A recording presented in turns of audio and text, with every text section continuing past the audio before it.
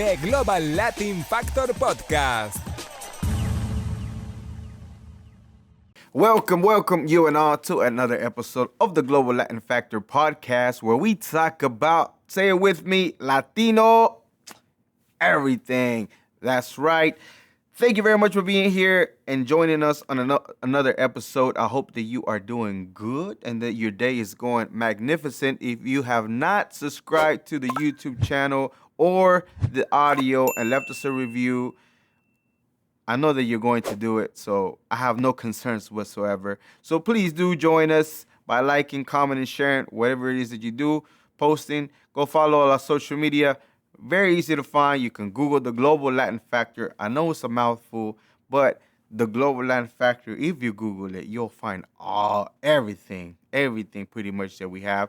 Episodes, the thumbnails on Pinterest, you name it, we have a website, everything.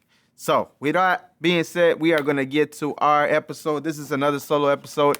I hope that Google and everything that I looked up does not let me down and that we are good to proceed. And if there is, I have no problem correcting. So, thank you for being here. All right, here we go. So, we're going to go ahead and start off this episode of another Global Land Factor. We're going to talk about potatoes, a.k.a. Solanum tuberosum, a.k.a. papa. The Incas in Peru were the first to cultivate potato, the very first ones, around 8,000 BC to about 5,000 BC. However, there's estimations of 5,000 to 10,000 BC.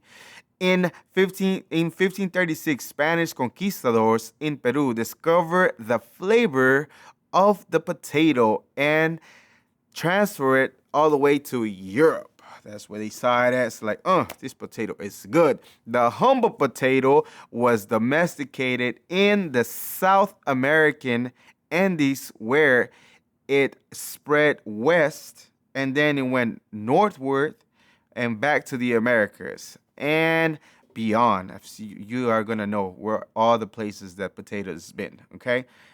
It's crazy how many places it is. The potato is a starchy tube of the plant Salem tuberosum. If I'm messing it up, I'm sorry. And it's a root vegetable native of the Americas. Genetic studies trace a single origin, present day southern Peru and extreme northwest Bolivia. Potatoes were domesticated from a species in the Solanum bravicaule complex in the Andes region and South America, where the species is indigenous. Some close relatives of the potato were cultivated in that area too. Now, the potato, if you didn't know, take a look at guess how many people. More than 1 billion people worldwide eat potatoes, and global total crop production exceeds 3 million metric tons.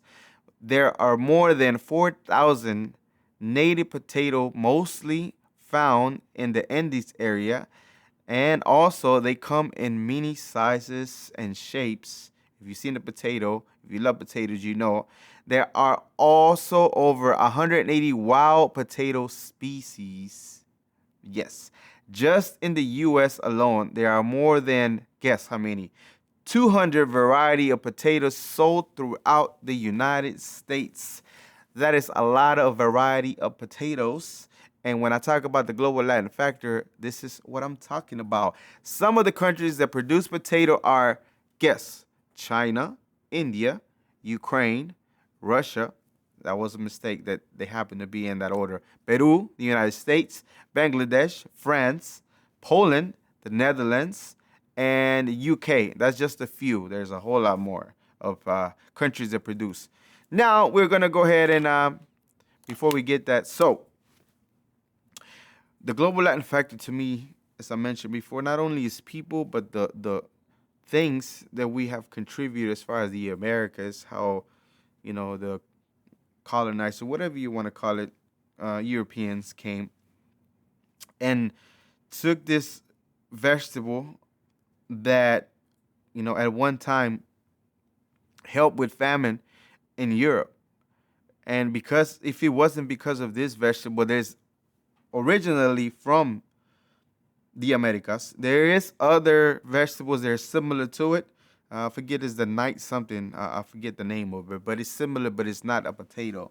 So when it comes to the actual potato itself, it helped with just advancing civilization to be where it's at. Without potato, I mean, you think about it, even the Industrial Revolution, what do you hear all the time? The meat and potatoes. Okay, so, that's some of the things that were essential for the world to keep moving. And it's a contribution of the Americas to me. I feel like that's part of not only people, culture, music, all that include within the global Latin factor, within the being familiar with the word Latino, Latin, and then just including the factor of everything that we have that affected and affects the world right now, still to this day. Okay. And now we're moving on to something very different. This is something close to what we had talked about. However, it sounds very familiar to what we had discussed before. Merengue dancing. Yeah, merengue is a style rooted in Africa that came to life in the Dominican Republic, specifically closer to Santiago, which is the capital, and is based off a repetitive 5-beat rhythm pattern called a quintillo. With its African and Spanish influence, merengue is a new world music style, however, is rooted in the old world traditions. So again, we have the African sounds and the Latino sounds, kind of like salsa, kind of like cumbia, kind of like bachata. Merengue was developed in the middle of the 1800s, originally played with European stringed instruments, which was the bandurria and the guitar, and then years later, the string guitar instruments were replaced by, guess what? Something very European, the accordion. Thus, conferring together with the huira, and the tambora. And that's the other instruments that were very essential for that. Now, those are the sounds that are typically and that you hear on an actual song for merengue. Now, usually the actual elements and what you find in a typical music band for a merengue is these instruments, which one of them is a diatonic accordion, which is common in many types of tradition folk music. That's one of the items that you will find, as we mentioned earlier. A tambora, which is a two-sided drum that was originally fashioned from old rum bottles. And then also you have the huira. The huira is you know what a huira is? I know you know. It's a metal, which is a metal scraper. And you see it, the motion whenever you see the band playing. Now, couples dance originated in the Dominican Republic and Haiti, strong influence by Venezuelan and Afro-Cuban music. Practice, and as far as the dancing, they practice throughout the Latin Americas. That's another place that they actually practice the dancing. Originally and still a rural folk dance, and later a ballroom dance, merengue at its freest is always away from the ballroom. So whenever you see merengue dancing, which is one of the easiest dancings if you want to talk like not too hard, this is the one you want to start out with, merengue. There are two popular versions of the origin of the actual national dance of the Dominican Republic, which is merengue. One of the stories says that the slaves they were chained and used to drag their foot out of necessity, and that's how, and they would move their foot, and that kind of sort of went with the beat of the drum, and that's one of the origins of the merengue. And the other one was that there was this hero, this war hero, that was wounded in the leg during one of the mini battles that they had, mini revolutions in the Dominican Republic. When he came back, there was a party of people villagers ready to welcome him in, and then to kind of sort of have him included and not left out, they kind of had a little sympathy one and dragged their legs too, and limped around, and that kind of sort of, made him not feel weird because he was a hero. Now, those are two. Those are two of the main places that they say that he came from. If you know, or if you can direct me to an article or a place that it says that, because I found this one, Google, on two places. This is where I found it at. Now, I've been known to have two or three sources and still be wrong. But if you know somebody, or if you know the article, or if you know an individual, please let me know. I'd be more than happy to talk to him or look at and make a correction if needed. Okay.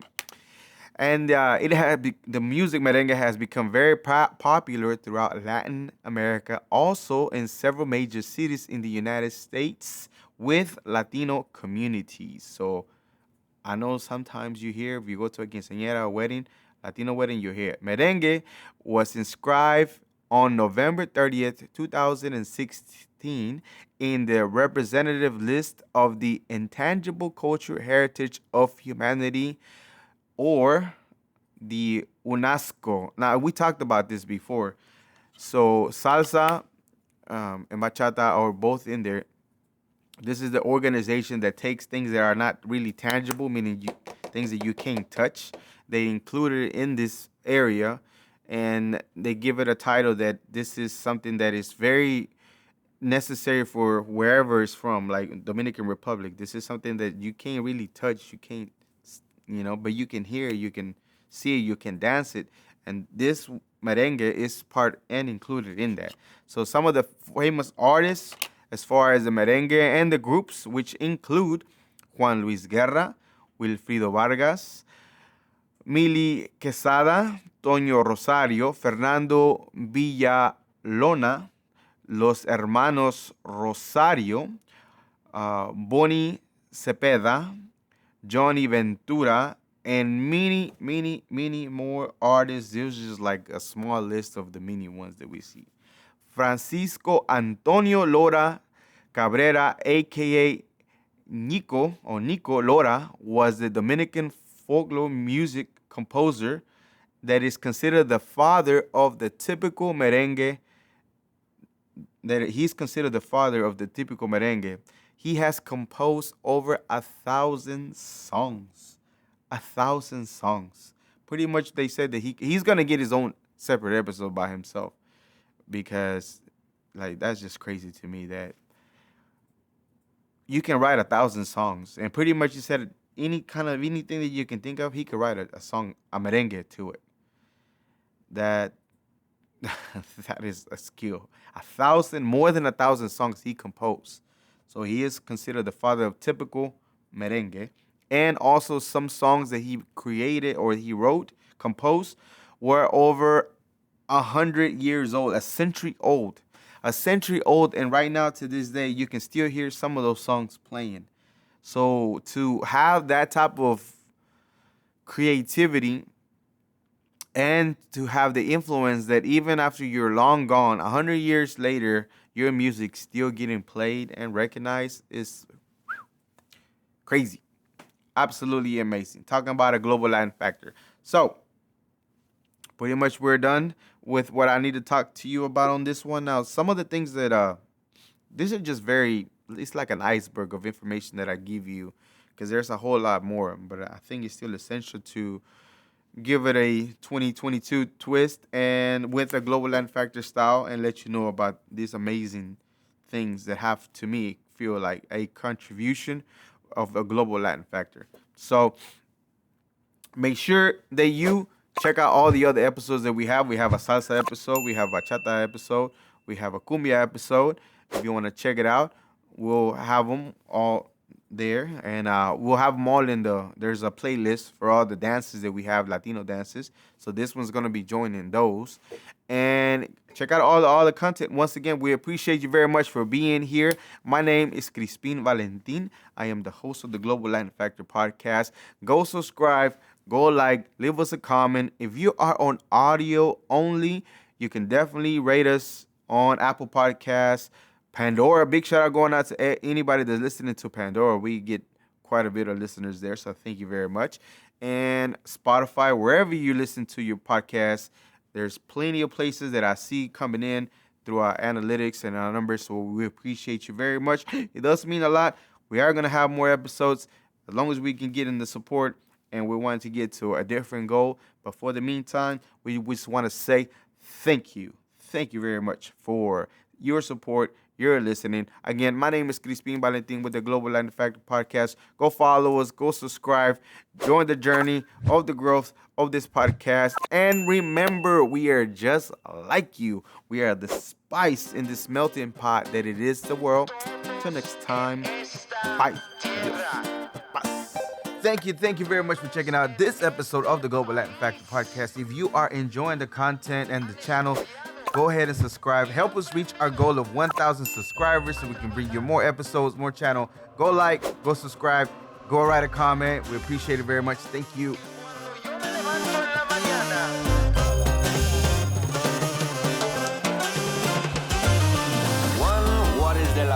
Walks like a pero but in fact is a flamingo. Coming to Havana and reach from Puerto Rico. On a pirate ship, you don't know where do we go.